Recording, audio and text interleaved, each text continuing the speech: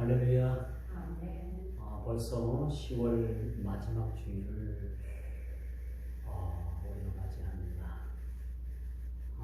전에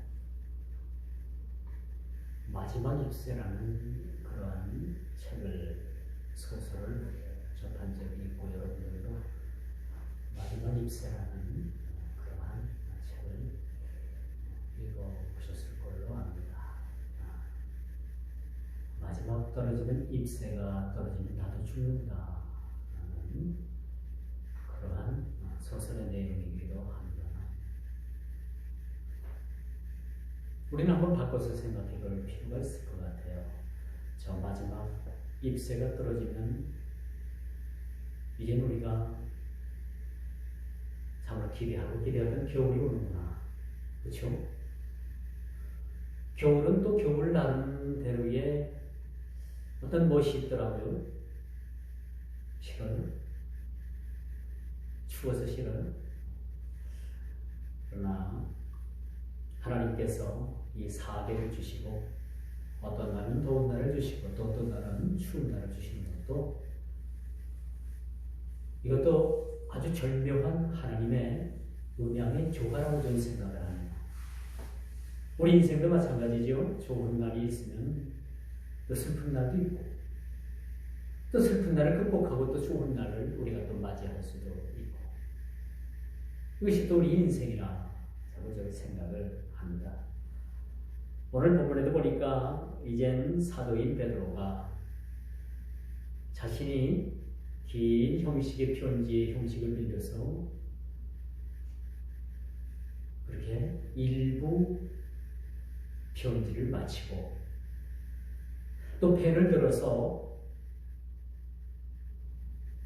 편지를 썼는데 그 편지를 읽는, 편지를 받는 그 독자 내지는 그 서신을 받는 수신자가 누구냐라고 오늘 본문을 보니까, 오늘 수신자가 어느 교회를 지칭하는 것보다도 우리와 함께 받은 자들에게 편지한다. 예수 그리스도의 의를 힘입어 동일하게 보배로운 믿음을 우리와 함께 받은 자, 보배로운 믿음을 함께 받은 자들에게 이 편지를 쓴다는 거예요.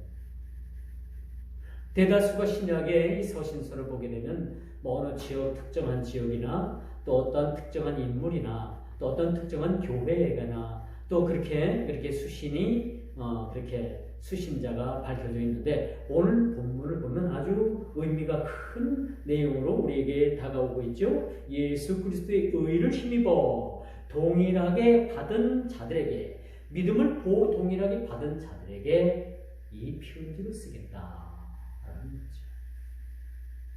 그렇다면 이 편지 내용이 2000년 전에 쓰여졌지만은 2000년 전에 그 믿음의 성도들, 동일한 믿음을 받고 동일한 믿음 가운데 사는 자들에게, 그 보배로운 믿음을 가진 자들에게 뿐만 아니라 오늘 이 본문의 말씀을 대하는, 오늘 이 본문의 편지의 소신의 내용을 우리가 접하는 우리에게도 똑같은 내용으로 우리에게 전해주고 있는 말씀이라고 볼 수가 있겠죠. 그래서 오늘 이 사도는 이제 믿음 안에서 보배로운 삶을 사는 자들에게 전편의 편지를 마치고 다시 붓을 들어서 후편에 러브레터를 쓰게 됐는데, 이것이 2000년 전에 그런 믿음의 백성들이나 2000년 후에 살아오는, 쭉 지금까지 살아오는 하나님의 믿음으로 말미암아 보배로운 하나님의 백성이 된 자들에게 동일한 내용으로 이 편지를 쓰고 있다는 거예요. 그렇다면 오늘 저와 여러분들은 또 한 통의 사도 베드로 사도로부터 편지 한 통을 받아들이게 되었다는 거지. 지금은 문자도 있고 여러 가지 SNS를 통해서 우리가 지구 반대편에 있는 사람들에게까지도 순식간에 내 소식을 전하고 사진도 보내고 동영상도 보내고 현재 상황도 보내지만, 예전에는 그렇지 않았어요. 편지를 한 번은 써서 보내면 편지를 써서 보내면 그날로부터 편지를 아무리 빨리 받아봐야 일주일 후에나 받아볼 수가 있죠. 써서 보내면 3일 걸립니다. 보통 그렇죠? 3일에서 5일 걸리고 빠른 시내 걸리면 3일 걸리고 또 상대방에서 편지를 받아서 또 써서 바로 보내면은 일주일 내에 받아볼 수 있는 것은 참 빨리 받아볼 수가 있는 거죠. 저는 편지를 받아보면 마음이 설레죠. 그렇죠? 편지를 써서 편지를 보내고 또 편지를 또 보내면 그 수신했던 받은 사람이 다시 답장을 보내고 옛날에는요 지금은 문자를 주고받고 뭐 카톡을 하고 하지만은 예전에는 펜팔이라는 거 있어요. 펜팔 알죠? 편지를 서로 주고받고 교제를 나누는 것들이 있었어요. 편지를 써서 보내면 답장이 어떻게 올까? 응? 또 내가 이런 내용을 써서 보냈는데 상대방은 이 내용을 보고 어떻게 답할까? 그런 설레임으로 편지를 주고받은 적이 있었다는 것이죠. 오늘 이 본문 말씀을 우리가 다시 한번 살펴보면 오늘 이 말씀을 대하는 이 독자들에게 그리스도의 사랑을 바탕으로 한 그런 구애의 편지의 내용을 우리가 내용을 볼 수가 있어요. 사도 베드로가 오늘 사는 저와 여러분들에게 이 말씀을 접하는 저와 여러분들에게 사랑의 구애의 편지를 쓰고 있다라는 것을 우리가 보게 됩니다. 오늘 그러면 이 첫째 보배로운 믿음을 가질 때 보배로운 믿음을 가진 자들에게 오늘 이 편지를 썼다고 했는데 그럼 이 보배로운 믿음을 가지고 살아갈 때 그럼 이거 어떻게 사는 건가? 보배로운 믿음을 가지고 어떻게 살아가야 될까? 이것이 오늘 성도들의 삶의 목적이 된다는 거예요. 그렇죠? 보배로운 삶의 목적. 또 보배로운 삶을 어떻게 살아갈 것인가. 그럼 한번 고민해 보세요. 어떻게 하면 그렇게 보배로운 삶을 살아갈 수 있을까?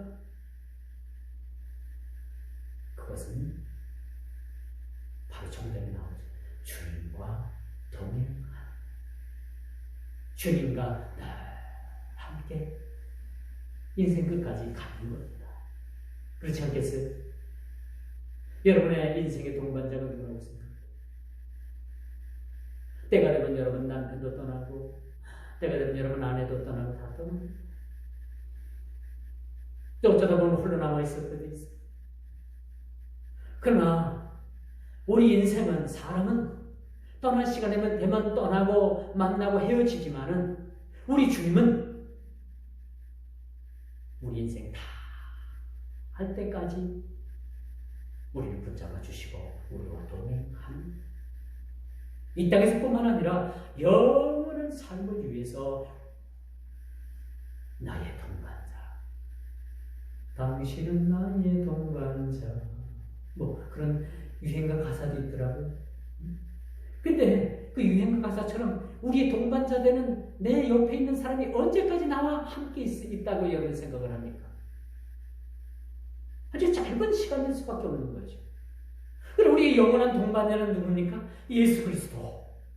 예수 그리스도 그 한 분이 나의 영원한 동반자가 되는 거죠. 이것이 우리의 보배로운 믿음의 삶을 살아갈 때 이루어지는 그러한 인생의 드라마라고 말씀드릴 수가 있는 거죠. 오늘 사도는 저와 여러분들에게 다시 한번 자신의 신분을 밝히면서 자신은 주 예수 그리스도의 종이라라고 이렇게 밝히고 있어요. 동반자 되신 예수 그리스도를 영원토록 모시고 그분과 그런 동반적인 삶을 사는 삶이 자기는 종의 삶을 사는 것이라고 이렇게 표현을 하고 있는 거죠. 종. 오늘 본문 원어적인 의미를 보면 둘로스라는 그런 의미를 가지고 둘로스라고 그렇게 말할 수 있죠. 종. 여러분 종이라고 우리 모두에게 종이라고 표현을 한다면 여러분 썩 기분이 좋은 건 아닌 것 같아요. 그렇죠? 종놈. 종. 썩 기분은 좋지 않은 것 같아요. 그러나 오늘 이 본문 사도는 자기 자신을 종으로 표현하고 있다는 거죠. 종으로. 예수 그리스도의 종으로 표현하고 있다는 거죠. 예수 그리스도 안에서 종의 삶이 얼마나 그것이 자유롭고 얼마나 그것이 행복한 삶인가라는 것을 오늘 사도는 우리들에게 그렇게 말해주고 있어요. 여러분 종이라고 하면은요 자신의 의지대로 살아가는 것이 아니에요. 자신의 온 모든 것을 다 주님께 맡기는 거죠. 우리 주님께서 이끄시는 대로 살아가는 것이 종의 본분의 삶입니다. 일평생을 예수 그리스도의 종으로 산다는 것은 그렇게 쉬운 일은 아니지만은 그 예수 그리스도 안에서의 삶은 우리에게 풍성한 자유를 주실 뿐만 아니라 그에는 안전이 있고 그 안에는 행복이 있고 그 안에는 장래에 보장된 약속이 있다는 사실들을 우리가 알게 되는 것이죠. 근데 많은 사람들이 예수를 믿고 하나님의 종으로 살아간다고 얘기를 하지만 많은 사람들이 그렇지 못하는 경우를 우리가 많이 봅니다. 진짜 진실로 오늘날 많은 교회들 안에서 예수 그리스도의 종으로 살아가는 사람들이 과연 몇 퍼센트나 될 것인가라는 것을 우리가 한번 깊이 생각해보고 내 자신부터 진짜 내가 예수 그리스도의 종으로서 이 땅을 살아가고 있는가 라는 것을 한번 생각해볼 필요가 있겠죠. 다윗은 예수 그리스도의 종으로 살아간다고 하면서 여전히 내가 주인이 되어서 살아가는 그런 경우를 많이 보게 되는 거죠. 그래서 우리가 예수를 믿어도 참 행복이 없는 거예요. 그래서 우리가 예수를 믿어도 자꾸 갈증만 느끼게 되는 거예요. 그래서 우리가 자꾸 예수를 믿는다고 하면서도 이 교회 저 교회를 끼웃끼웃하게 되는 거예요. 왜? 진짜로 내가 예수 그리스도의 종이 되지 못했기 때문에 그렇다고 볼 수가 있는 거예요. 내가 진정으로 예수 그리스도의 종이 된다라면은 그 안에서 우리가 행복을 누리게 되는 거고 그 안에서 우리가 행복을 찾을 수 있는 거죠. 그 안에서 참 평안을 우리가 맛보게 된다는 겁니다. 많은 그리스도인들이 종으로 산다고 하면서도 하나님의 뜻이 아닌 자기의 의지와 뜻을 따라서 사는 사람들이 많이 있습니다. 종으로 산다는 것은 나 죽었어. 나는 죽은 시체와도 같은 사람이니 주님께서 나를 이 시체와 같은 사람은 나 같은 사람을 이끌어 주시는 그런 은혜로 산다는 그런 고백이 종의 삶이라고 우리가 볼 수가 있는 거죠. 자신의 뜻대로 살아가지 않습니다. 그러나 자신의 뜻대로 살아가는 사람은 자신의 뜻과 의지가 반영이 늘 돼야 돼요. 교회 안에서도 자기의 뜻이 자기의 어떤 주장이 관철돼야 되고 자기 하는 말을 다 들어야 되고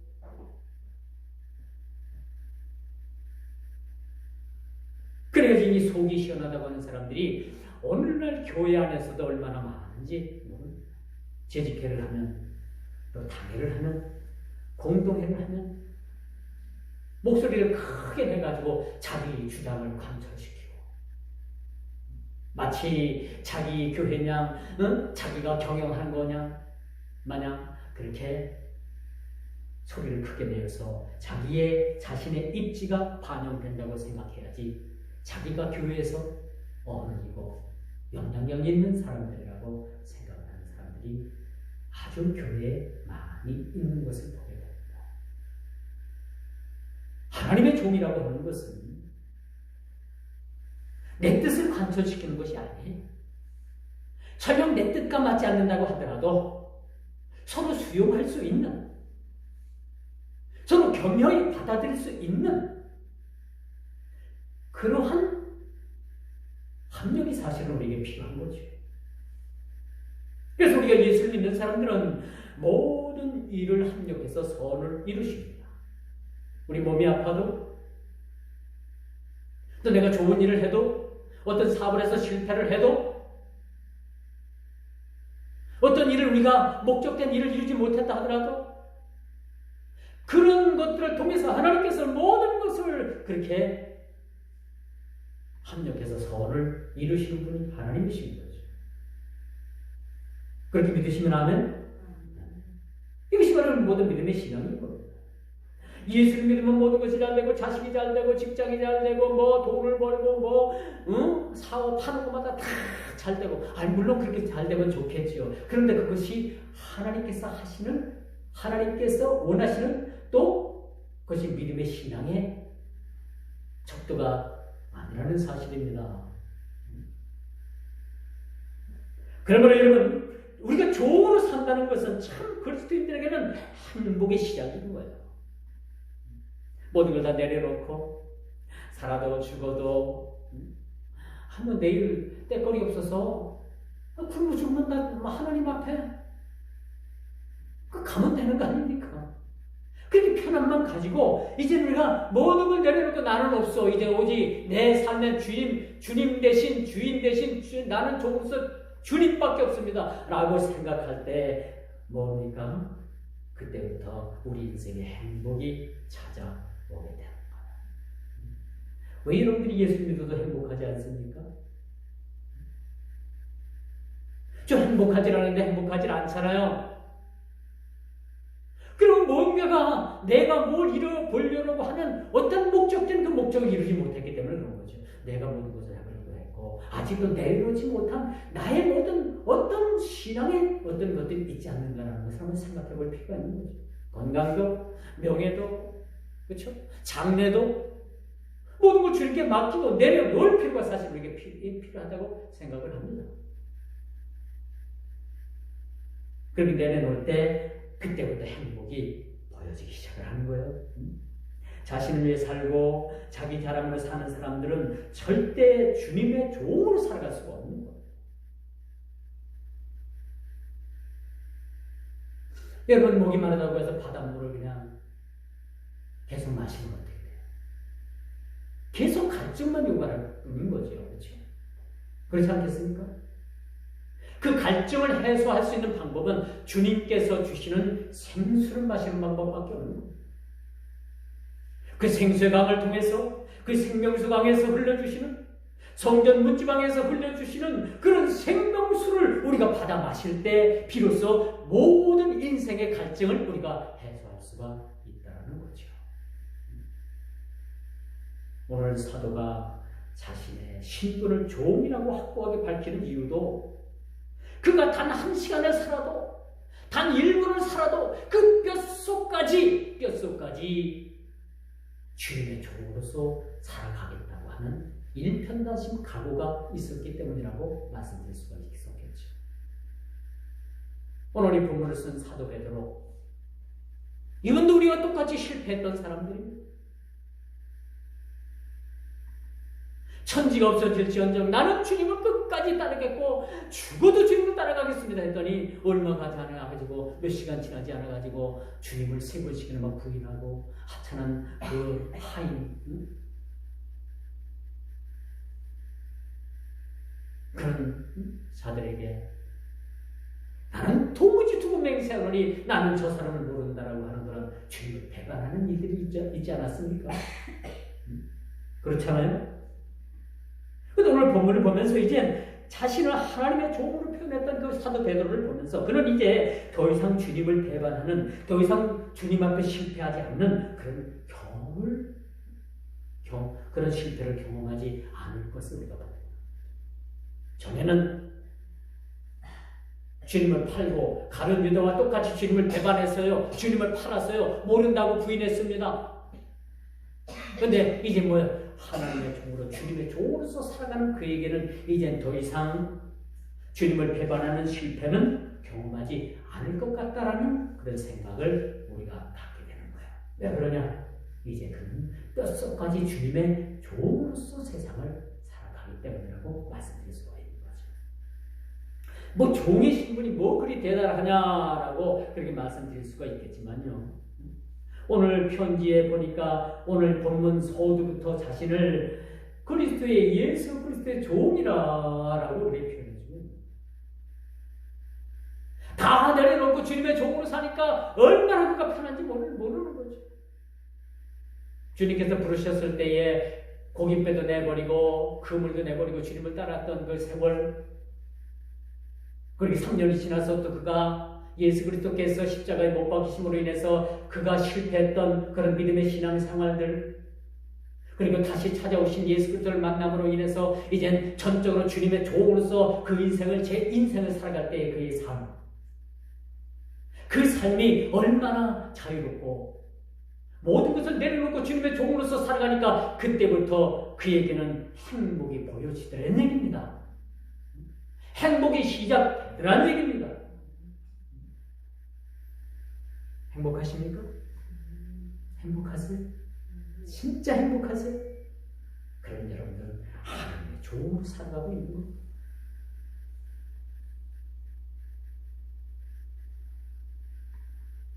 우리가 주님의 종으로 산다는 것은요, 구원을 받고 천국을 소유하고 이런 차원을 뛰어넘는 거예요. 종으로 산다는 것은. 이젠 종으로 산다는 것은 주님을 향한 비전을 품는 겁니다. 먹고 사는 문제로 인해 가지고 주님 사명을 허비하는 것이 아니라 주님 주신 그 비전을 향해서 종으로서의 삶을 살아가게 되는 거예요.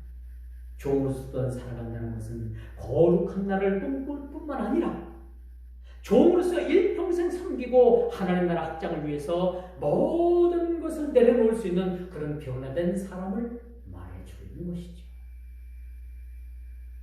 이 땅에 소망을 두고 사는 삶이 아닌 하나님 나라와 그의 의를 위해서 살아가는 사람들, 목숨까지도 주를 위해서 내려놓을 수 있는 사람. 여러분, 속된 말로 주인이 종이 잘못하면은 그냥 종을 어디 끌어다가 그냥 죽일 수도 있어요. 종의 목숨은 누구에게 달렸다? 주인에게 달린 거예요. 종은 아무런 자유, 아무런 권한이 없고 아무런 권리도 없고 인권도 없는 거예요. 주를 위해서 살고 주님의 종으로 산다는 것은. 우리가 주님의 종으로 산다면 그때부터 우리가 모든 자유를 누리게 되는 거예요. 진리를 알지니 진리가 너희를 자유케 하리라. 진 대신 예수 그리스도를 붙잡게 되면은 세상의 억압, 세상에 의해서 멸시당하고 업신여김 당했던 그런 삶을 그리스도 예수 안에서, 그 진리 안에서 그 틀 안에 우리가 들어가기만 하면 그때부터 자유를 얻게 되는 것입니다. 그러므로 종의 삶으로 일생을 산다는 것은 참 가슴 설레이는 일이, 가슴 벅찬 일이며 인생의 최고의 가치를 사는 것이라고 이렇게 말씀드릴 수가 있습니다. 두 번째입니다. 날마다 더해가는 은혜와 평강을 우리에게 허락하신다는 거예요. 자주 언급되는 말씀 같습니다만 우리 그리스도인들이 자꾸 자기 자랑으로 가게 되면, 자꾸 자기 자랑 내지 세상 자랑으로 가게 되면 이는 온전한 믿음의 행위라고 우리가 볼 수가 없습니다. 온전한 그리스도인들, 진짜 하나님의 종들은 자기 자랑으로 가는 것이 아니라 하나님 자랑으로 가는 거예요. 하나님 자랑으로 가는 거예요. 뭐 땅을 샀다 자랑하고, 뭐 아파트를 몇 평 샀다 자랑하고, 이게 다 부질없는 세상 자랑인 거예요. 물론 그것을 사서 잘 살면 좋겠죠. 근데 주님은요, 그것마저도 잘 활용하고 선용해서 하나님 나라를 위해서 쓰라고 여러분들에게 물질도 주신 줄 알죠? 여러분들에게 물질을 왜 주셨습니까? 하나님 나라를 위해서 잘 선용하라고 주신 거예요. 마지막 죽을 때 가면 여러분들요, 아무것도 가져가지 못합니다. 60평짜리 아파트, 여러분 그거 싸게 짊어지고 뭐 천국까지 끙끙거리고 지고 갈 것 같아요? 정말이에요. 못 가져갑니다. 다 이 땅에서 주어진 만큼, 여러분 천직이라는 것이 뭔지 압니까? 천직. 하나님께서 나에게 주신 분량만큼 그걸 열심히 가꾸고 노력하고 거기서 심고 거두고 이익을 남겨가지고 하나님 나라를 위해서 쓰고, 내가 하나님 앞에 갈 때는 그것을 하나님 앞에 계산하고 가는 것이 천직이에요. 그것이 천직적인 삶이라고 말씀드릴 수가 있어요. 그런데 자꾸 사람들은 자기 것이라고 우겨지잖아. 그렇죠? 나는 뭘 샀다, 땅에 뭘 샀다, 어쩌고 저쩌고. 다 그게 부질없는 세상적인 자랑입니다. 그 자랑하지 말고 그거 가지고 어떻게 선용해서 하나님 나라가 가까이 오게 할까? 어떻게 하면 그것이 하나님의 영광이 될까? 어떻게 하면 하나님 나라가 확장될까? 그런 고민이 있어야지. 그렇지 않겠습니까? 이렇게 여러분, 이젠 하나님의 종으로 살면서 날마다 더해가는 은혜와 평강을 누릴 때 그때부터 이제 뭐가 보이느냐? 내 이웃이 보여지기 시작을 하는 거예요. 지금까지 나만 먹고 나만 잘 살고 나만 위해서 그렇게 살았는데 이렇게 종으로 삶을 살고 모든 걸 내려놓고 보니까 이제 누가 보여요? 내 옆에 사람이 보여지는 거예요. 옆에 사람이 보여지면 같이 함께 손잡고 기도해주고, 그렇죠? 저가 배고프면 나도 먹을 거 없지만 조금 나눠서 같이 먹고 위로해주고, 그렇죠? 하나님 말씀으로 위로해주고 기도해주고 이웃을 세워주는 겁니다. 이런 것이 보여지기 시작을 하는 거예요. 이게 보여지기 시작을 하는 거죠. 오늘 우리가 선교주의를 맞이합니다. 어떤 선교사님들은 외지 나가가지고 거기서 아주 대성공을 해가지고 풍요로운 삶을 사는 선교사님들도 있고, 그 산골 오지 외국인 와가지고 말도 통하지 않는 그 열사의 나라, 뜨거운 나라, 병이 걸리면 주사망도 제대로 맞을 수 없는 그런 연약한 곳에 가가지고 그들과 같이 함께 하면서 그렇게 하나님의 복음을 전하고 그렇게 온갖 고통을 다 고생을 다 하는 사람 선교사님들이 많았어요. 왜 그러겠어요? 주님을 위해서. 주님이 계십니다. 그런 이웃이 보여지기를 시작합니다. 무엇인가를 알고 그 필요를 채우는 사람이 진정 하나님의 사랑을 깨닫고 실천하는 종된 삶의 삶이라는 것이죠. 그러면 하나님의 평강은 거저 주어지는 것이 아니에요. 나를 내려놓을 때, 나를 내려놓고 주님께 모든 것을 의탁할 때, 그때부터 행복이 시작되는 평강이 내 삶 가운데 옵니다. 세상을 향한 욕심, 교만한 마음, 자기 자랑, 자기의 의지, 자기의 공적을 내려놓음으로써 주님의 평강을 비로소 우리는 맛보게 된다고 볼 수가 있는 거죠. 이제 보배로운 믿음으로 하나 된 모두에게 하나님의 평강과 주 예수를 알므로 인해서 은혜와 평강이 넘치기를 주님의 이름으로 축복합니다. 오늘 본문에 등장하는 말씀 가운데 또 하나가 있어요. 이제 우리가 주 예수를 알므로 종으로서의 삶, 은혜와 평강을 누리는 삶, 또 하나 우리가 힘써서 주님을 아는 삶이 우리에게 사실 필요한 거죠. 왜 아는 거죠? 왜 알아야 하는 거죠? 알아야지만 가서 전하는 거 아닙니까? 그렇죠? 우리가 세상적인 지식을 가득 넣는 것도 좋아요.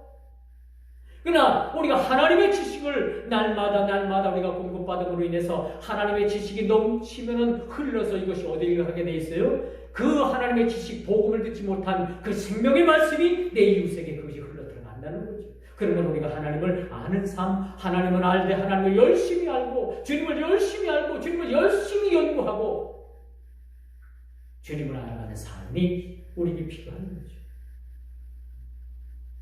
우리가 알되 우리를 부르신 자를 힘써 알자라는 그런 말씀. 신자가 하나님을 안다는 것은 현세적인 차원을 넘는 신적 영역을 맛보는 것. 우리가 주님을 알아가고 주님을 안다라는 것은 우리가 눈으로 보여진 이 육신적인, 육체적인, 이 가시적인 이러한 보여지는 현세적인 상황을 뛰어넘는 신적 영역에 우리가 들어가게 되는 거예요. 신적 영역에 들어가게 되는 겁니다. 쉽게 말해서 영계를 우리가 들어가게 되는 거예요. 영적 세상을 우리가 들어가게 되는 거예요. 우리 성도들에게 이러한 삶이 있는 겁니다. 오늘 세상 보이는 것들로 인해서 찌들고 다치고 터지고 넘어지고 거기서 아우성되고 거기서 허우적되면은 우리는 여전히 이 육신적인 세상에서 머무를 수밖에 없는 거예요. 우리가 이 우리 눈을 넓게 뜨고 영적 눈을 뜨고 이 넓은 세상도 세상이지만 그 넓은 세상을 뛰어넘는 영적 세계 안에 들어가서 영적 세계를 경험하자는 거죠. 이것이 우리가 예수를 아는 겁니다. 예수를 알게 되면 우리가 영적 세계를 드나들게 되고 영적인 그 비밀을 우리가 캐게 되고 영적 비밀을 우리가 참여한 자가 되게 되는 거죠. 하나님의 비밀을 우리가 알게 되는 거죠. 단순히 안다는 것은 단순히 하나님을 안다는 것은 지식으로서가 아니라 날마다 성령의 역사에 감동받는 거예요. 여러분 기도하는 자는 나도 모르게 나도 모르는 생각들이 막 뛰어나오고요. 나도 모르는 마땅 이상들이 막 보여지고요. 나도 모르는 모든 것들이 막 이렇게 다가오는 느낌들을 여러분 못 봤습니까? 이 영적 세상. 각자 느낌은 다 다르겠지만 이렇게 성령의 역사에 의해서 우리가 감동을 받고 세상이 알 수도 없고 볼 수도 없는 영적 세계를 우리가 탐구하게 되고 경험하게 된다는 사실을 여러분들에게 말씀드려봅니다. 여기까지 여러분들이 이런 경험이 있다면 여러분 이 영적 경험들이 필요해요. 여러분 앉는 자리마다 다 제가 11월 1일부터 시작되는 이 다니엘 기도회 이를 위해서 여러분들에게 앞자리에 갔다가 이렇게 카드 한 장씩을 놨죠? 보이지? 올해는 부득이 코로나 때문에 교회에서 할 수 없는 상황이 벌어졌습니다. 여러분 가정에 가서 휴대폰으로 여러분 기도하고 간증도 듣고 함께 기도하고 그렇게 그 뒷면을 딱 보면 여러분들이 기도 제목이 있어요. 기도 제목들을 이따가 적고 가세요. 그리고 여러분 교회 올 때마다 여러분들 뒤집어서 교회 제목들을 여러분들이 위해서 또 먼저 기도하고 21일 동안 한번 기도해보자는 거죠. 그죠? 기도해도 아무런 변화도 없고 아무런 냉랭하기만 하다면 어쩔 수 없는 거 아닙니까? 그렇지만 우리가 해보지도 않고 쉽게 포기한다면 이것 또한 우리가 하나님 앞에 좀 아쉬움이 많이 남은 일이라고 우리가 볼 수가 있습니다. 그러면 우리의 소원은 통일에 앞서서 많은 사람들이 우리의 소원하면 뭐예요? 통일이라고 얘기하지만 우리 그리스도인들은 우리의 소원은 통일에 앞서서 뭐가 되어야 되느냐? 그리스도를 깊이 알고 깊이 아는 지식에 이르기까지 들어가는 그런 교제가 필요한 거예요. 그런 우리 그리스도를 아는 삶이 우리에게 사실을 필요하다고 말씀드릴 수가 있는 거죠.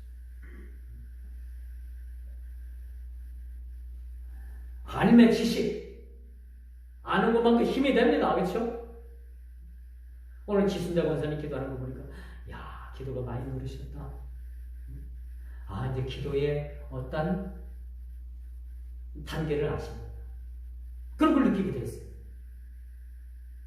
지난주에도 우리 권사님 김문영 권사님 기도하셨지만 이제 기도들이 익어가는구나. 그런 느낌을 제가 받아요.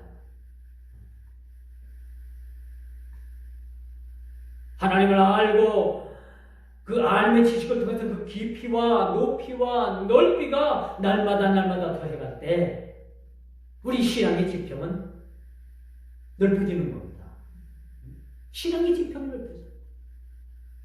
지성과 영성 우리가 넓어져요. 지성과 영성은 넓어져요.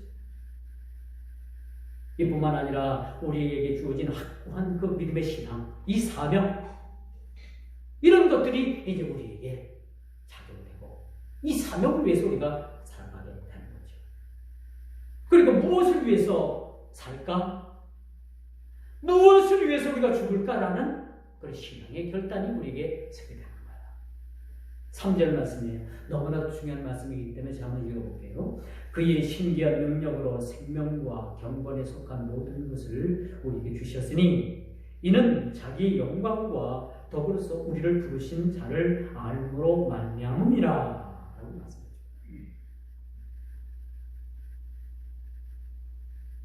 주 예수 내가 알기 전 날 먼저 사랑했네.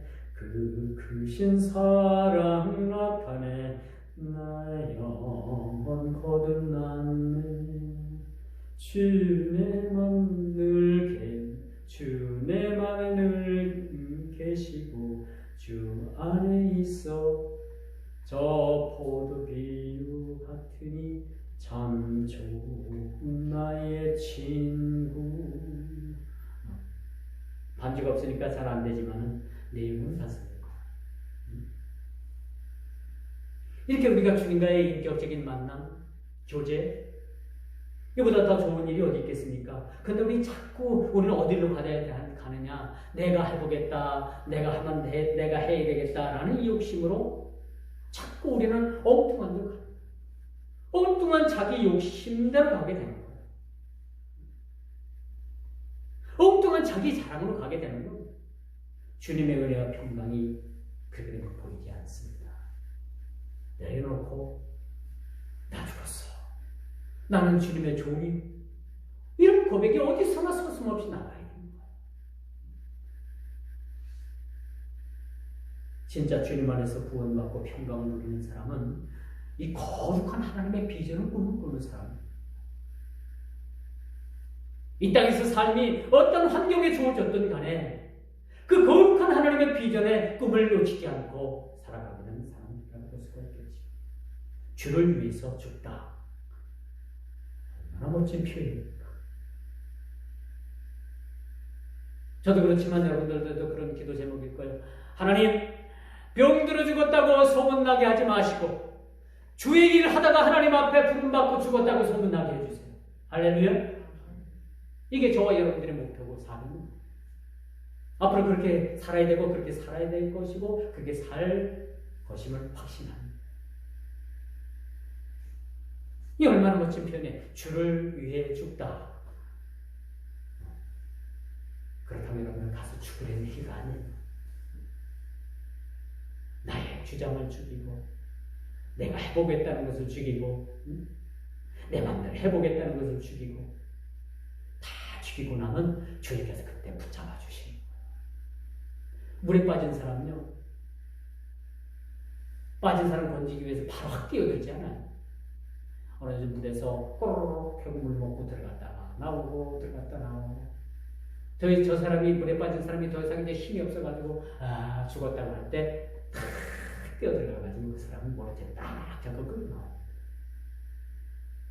물에 빠졌다고 해서 막 뛰어들어가가지고 가서 붙잡고 엉겨붙으면 어떻게 돼요? 물에 빠진 사람이 힘이 얼마나 살아보겠다고 하는 힘이 얼마나 센지 구해보겠다고 들어간 사람은 꽉 잡고 안 놔줘요. 그럼 어떻게 돼? 둘이 같이 가는 거죠. 그렇지 않습니까? 우리 신앙의 원리도 마찬가지예요. 나 죽었어 하고 내가 죽으면요 주님이 날 건져주시고 날 살려주신다니까. 이게 신앙입니다. 뭐 기도가 어쩌고 뭐 어쩌고 땅을 찾고 그건 다 세상적이나 다 잡번 얘기들이에요. 진짜 내가 죽어야 된다니까. 여러분이 죽어야지만이 되는 거예요. 그게 주님께서 잡아 꺼지시는 거예요. 아직도 여러분들이 해보겠다고, 여러분이 힘들어하면 해보겠다고 하면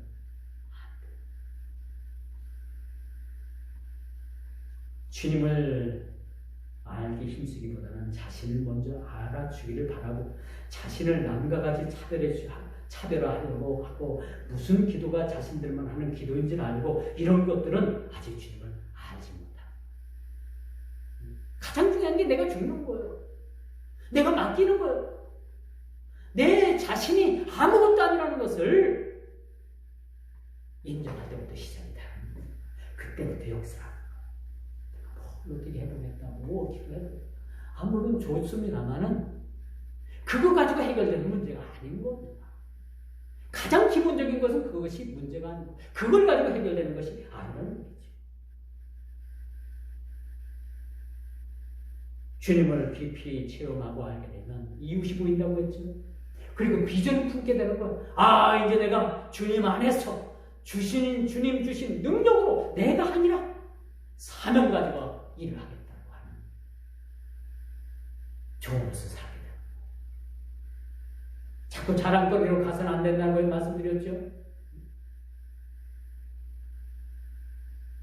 자꾸 너희와 다르다고 그렇게 자꾸 하니까 뭔가가 내가 좀 해보려고 하니까 안 됩니다. 다 맡겨보십시오. 이제부터 주님의 종이 아니었다면 종으로서 사는 그런 결단이 우리에게 필요합니다. 지금까지 맹목적인 신앙생활을 했다면 주님을 아는 삶을 지식에 이르기까지 여러분들이 노력하십시오. 그렇게 매일매일 습관을 들이십시오. 아침에 묵상하는 거 참 좋은 일이에요. 주님을 아는 삶, 지식에 이르는 그런 길이기도 하죠.